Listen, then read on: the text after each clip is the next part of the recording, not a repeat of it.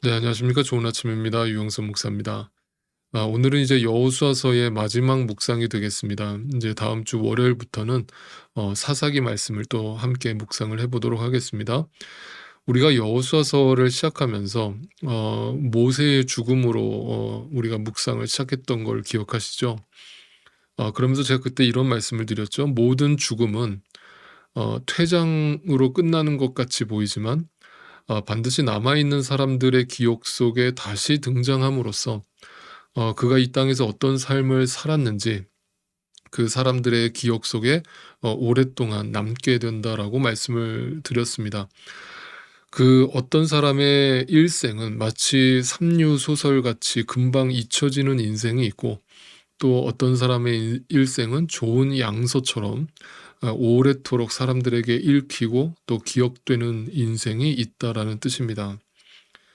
오늘 우리는 또다시 한 인간의 죽음을 묵상하면서 그것도 영적 지도자의 죽음을 묵상하면서 그 인생의 목적이 무엇이며 또 그 인생을 아직도 살아내야 하는 우리에게 이 여호수아의 죽음이 어떤 메시지를 던져주는지 하나님 앞에 겸손히 서서 그 말씀에 경청해 보기를 소원합니다.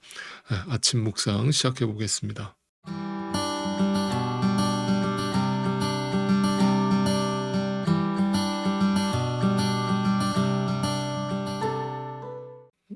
인제 여호수아서의 마지막 이야기 23장과 24장의 이야기는 이 여호수아의 이제 고별 인사, 뭐 쉽게 말하면 이제 유언이라고 할 수 있는 말씀이 담겨져 있고요. 그리고 맨 마지막 장에는 여호수아가 어떻게 죽음을 맞이하게 되었는지를 상세하게 기록하고 있습니다. 그 여호수아의 유언을 정리해서 간단하게 설명드린다면 굉장히 중요한 메시지를 우리에게 던져주는데, 쉽게 말하면 이런 뜻입니다. 주 너의 하나님을 기억하라. 그리고 그 하나님의 뜻대로 살라. 라고 하는 것입니다. 어, 만약에 그렇지 않으면, 너희가 그렇게 살지 않으면 하나님으로부터 모든 것을 다 빼앗기게 될 것이고 저주를 받게 될 것이다 라는 말도 덧붙였습니다. 우리가 살아가는 인생에는 딱 두 종류의 사람만 존재하는 것 같습니다. 하나님의 뜻을 알고 그 뜻대로 살아가는 주님의 사람이 있고, 그 하나님의 뜻을 모르고 그 뜻을 끝까지 거역하며 살아가는 사탄의 사람이 있습니다. 그러니까 우리가 흔히 생각하는 이 세상에는 부자와 가난한 자, 또 잘생긴 사람, 못생긴 사람, 많이 배운 사람, 못 배운 사람, 여러분 그런 부류는 잊어버리세요. 여러분 그런 거는 다 세상적 관점이에요. 그런 건 하나님 앞에서 전혀 카운트가 되지도 않고 하나님은 그런 걸 중요하게 보지도 않습니다. 지난 주일날 우리가 묵상을 나눈 것처럼 부자와 나사로의 이야기를 기억해 보세요. 사람들은 부자의 이름을 기억하지만 하나님은 하나님을 따르는 그 거지의 이름을 생명책에 기록하시는 거예요. 이런 관점에서 보면 우리가 이 세상에서 바라봐야 될 사람의 부류는 두 부류밖에 없는 거예요. 하나님을 온전히 믿고 순종하는 자와 하나님을 믿지 않고 불순종하는 자로 나눠지는 것이죠. 그러니까 우리가 제발 이 땅을 살 때 그런 눈에 보이는 부분적인 것들에 붙들려 살지 않게 되기를 바랍니다. 오늘 여호수아서는 이 세상을 떠나가면서 남기는 그 마지막 유언으로서, 그래서 그런 부분적인 것들을 전혀 언급조차 하지 않는 모습을 보게 됩니다. 이것이 바로 믿는 자의 죽음이 세상 사람들의 죽음과 다른 점이라고 할 수 있습니다. 여러분 세상에서는 흔히 유언을 남긴다고 하면 그 유언의 내용이 보통 무슨 내용입니까? 보통 자식에게 남겨줄 유산에 대한 내용들이 들어가거나, 아니면 뭐 자식들한테 하지 못한 말들을 이렇게 조언이나 충언처럼 남겨놓고 가지 않습니까? 그러나 여호수아는 그 죽음 앞에서 전혀 그런 것을 언급조차 하지 않습니다. 왜냐하면 하나님 앞에서 내 자식들이, 내 후손들이 그 신실하신 하나님을 믿기만 한다면 뭐 그런 부수적인 것들은 전혀 문제가 되지 않는다라고 믿음으로 보기 때문에 그렇죠. 여러분 기억하세요. 우리 인간은요, 하나님의 사랑과 은혜를 떠나서는 티끌이고 먼지고 낫땡이라고 제가 말씀드렸죠. 그걸 아담이라고 한다고 그랬죠. 우리는 다 아담이라고요. 그러니까 우리는 그런 부분적인 것들에 매여서 살아간다면 우리는 여전히 내가 아담이구나라는 것을 보게 되는 거예요. 여러분 이사야 말씀에 보면 이런 말씀이 있죠. 너희는 인생을 의지하지 말라. 그의 숨이 코에 달려 있으니 새말 가치가 어디 있느냐 이렇게 얘기해요. 그러니까 우리가 살아가는 그 인생이라고 하는 것이 코에 달려 있다. 그 호흡이라는 것이 생명이라는 것이 코에 달려 있다. 무슨 말이에요? 여러분 지금이라도 우리는 코에 숨을 참고 1분만 버텨도 우리는 죽습니다. 그러니까 우리는 죽음이라는 것이 되게 멀리 있는 것처럼 느끼지만 코에 달려 있다는 거예요. 우리의 숨만 참으면 우리는 죽는 거예요. 그러니까 우리의 인생이라는 것이 새말 가치가 어디에 있느냐라고 성경은 얘기하는 거죠. 그걸 갖다가 전도서의 솔로몬은 뭐라고 했어요? 헛되고 헛되다. 모든 것이 헛되다. 인생에서 다 그 부수적 가치들을 다 누려봤지만 그 부분적인 것들을 다 누려봤지만 그런 것들이 결국 인생의 답이 아니라는 것을 성경의 기자들은 성경의 하나님의 사람들은 그것을 다 고백하고 죽더라는 거예요. 그러니까 오늘 우리가 크리스찬이라고 한다라고 하는 것은 바로 이 관점에서 삶을 이해하고 죽음을 이해하는 것으로부터 우리의 믿음이 실체가 드러나는 것이죠. 자, 여러분 하나님은 우리를 창조하실 때부터 우리에게 순종을 요구하셨어요. 여러분 그게 뭐예요? 그게 선악과 사건이죠. 하나님께서 아담에게 계명을 주시고 그 계명을 지켜라라고 하신 후에 그 계명을 지키지 않으면 반드시 죽는다라고 했죠. 그러니까 인간이라고 하는 존재는 하나님의 말씀에 순종할 때에만 살아있는 존재가 된다는 뜻이에요. 그래서 사람이 빵으로만 사는 것이 아니고 부분적인 것으로만 사는 게 아니고 눈에 보이는 것으로만 사는 게 아니고 살아계신 하나님의 말씀으로 산다는 것을 믿어야 한다는 거예요. 그걸 볼 수 있어야 한다는 거예요.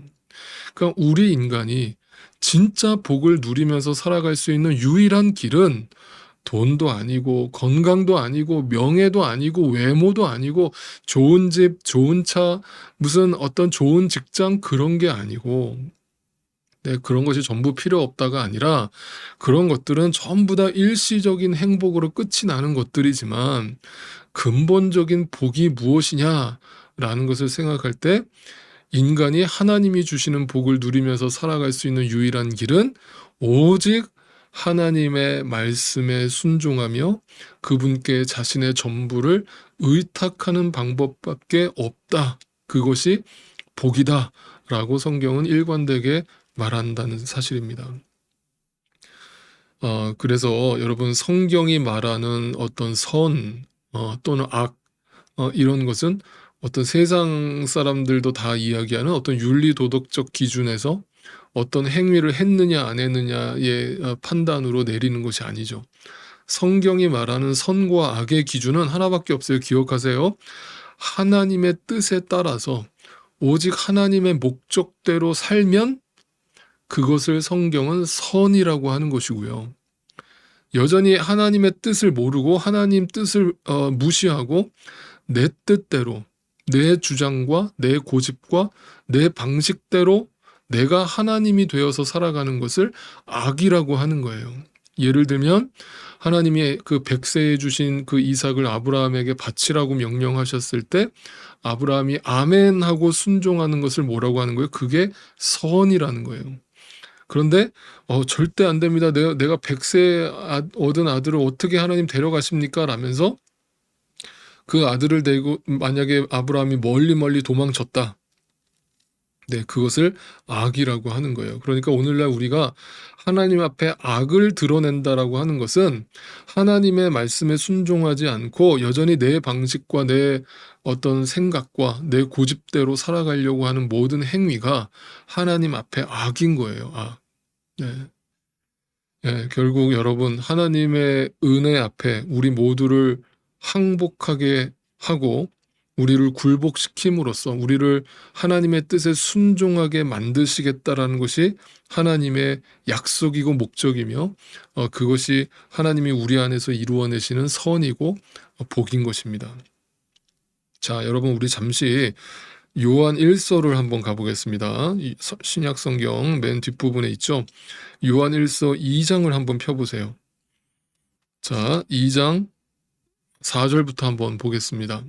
3절부터 보죠. 우리가 하나님의 계명을 지키면 이것으로 우리가 하나님을 참으로 알고 있음을 알게 됩니다.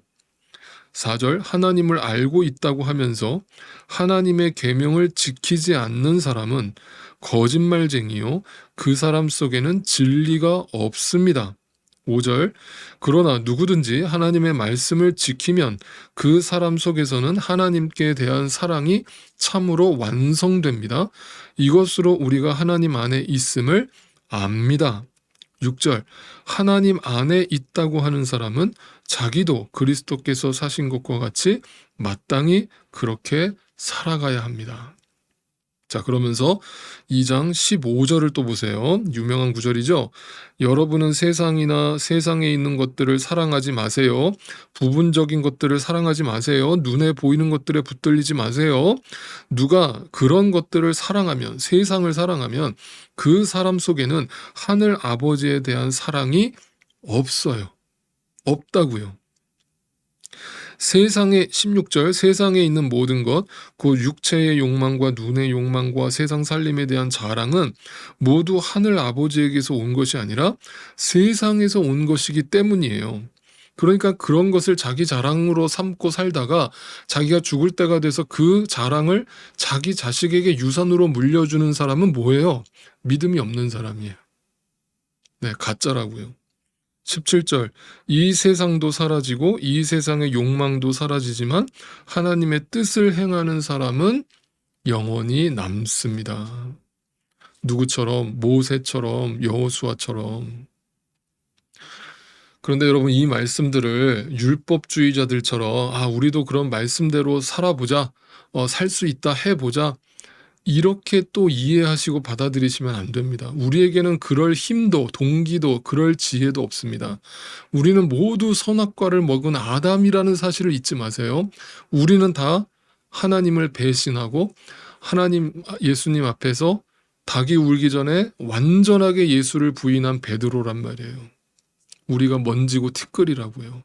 나에게서는 진짜 선을 쫓아갈 수 있는 힘이 없고 내 안에서는 그 선이 나오지 않아요. 내 안에는 사랑이 없고요. 내 안에는 선이 없어요. 그래서 예수님이 나에게 오신 거라고요. 그래서 지난 주일날 제가 말씀을 나눈 것처럼 요한복음 15장에 있는 말씀처럼 예수님이 포도나무의 비유를 통해서 뭐라고 말씀하셨어요? 너희가 내 안에, 내가 너희 안에 있으면 비로소 열매를 맺는다 그랬잖아요. 네, 내가 노력해서 맺는 게 아니라 내 안에 있어라. 예수 안에 있을 때에만 그 열매를 맺는다. 그 예수의 사랑 안에만 거하라. 그렇지 않고 나를 떠나서는 너희는 아무것도 할 수 없다. 여러분 이게 복음이라는 거예요. 내가 해보자 이게 율법주의고요. 나는 할 수 없어요가 복음이라고요. 그러니까 여러분 우리가 살면서 신앙생활을 하면서 영적인 눈을 뜬다는 것은 다른 거 아니에요. 나라고 하는 존재가 점점점 자신이 없어져야 되는 거예요. 힘이 빠져야 된다고요. 여러분 우리 육신의 힘은요. 나이가 들면 저절로 빠져요. 노력하지 않아도.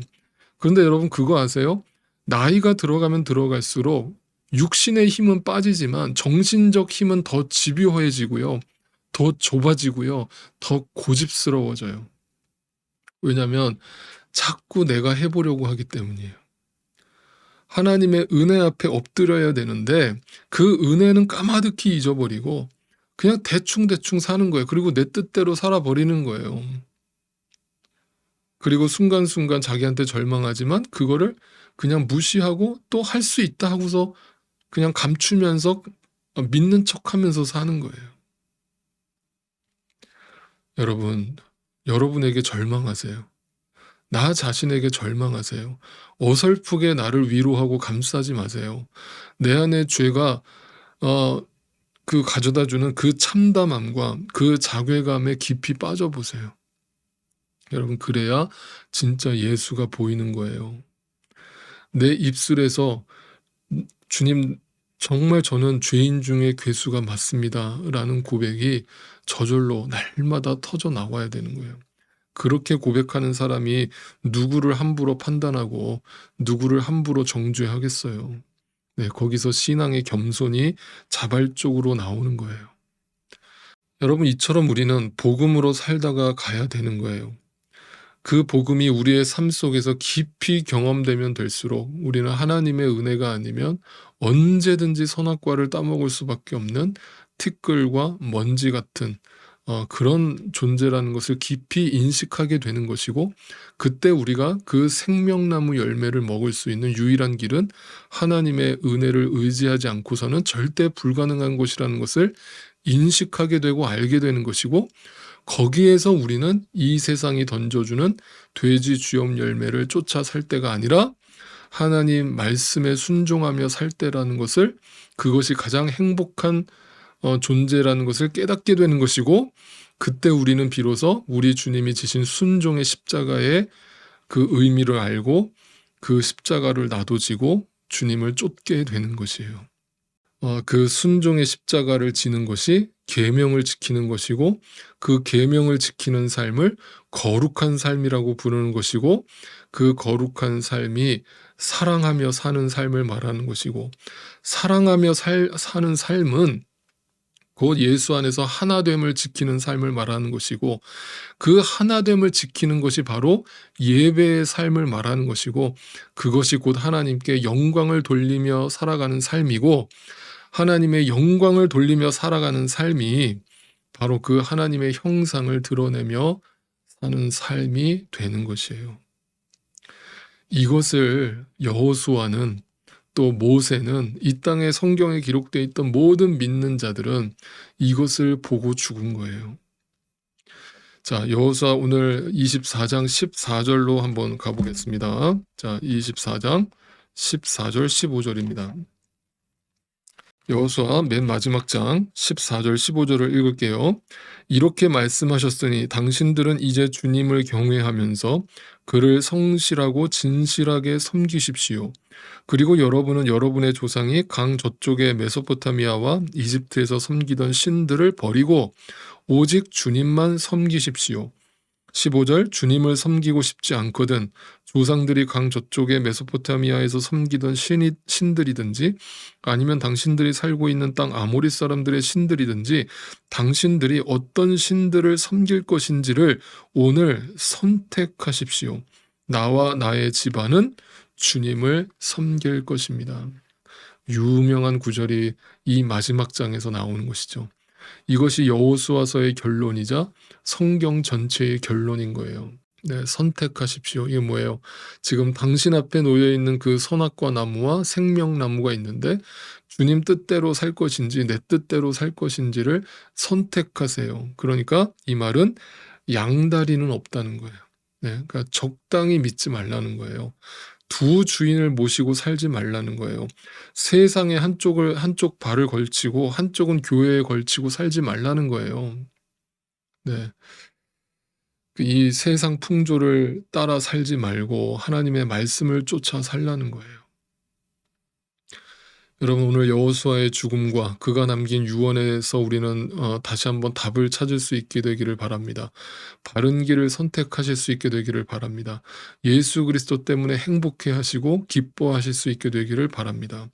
그러니까 잠시 있다가 사라져버릴 부분적인 것들에 매여서 오늘도 한숨 쉬면서 살아가지 마시고 하나님의 말씀을 쫓아서 그 말씀 안에서 주시는 그 평강과 기쁨과 행복을 누리시면서 살아가실 수 있게 되기를 바라요.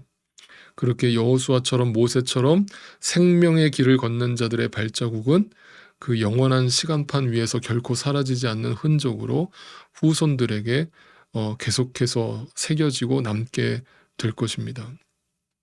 이 축복이 우리 모두에게 임하게 되시기를 주님의 이름으로 축복합니다. 우리도 주일날 반갑게 뵙겠습니다. 그리고 아침 묵상은 월요일부터 사사기 묵상으로 계속 이어지겠습니다. 오늘도 주 안에서 승리하십시오.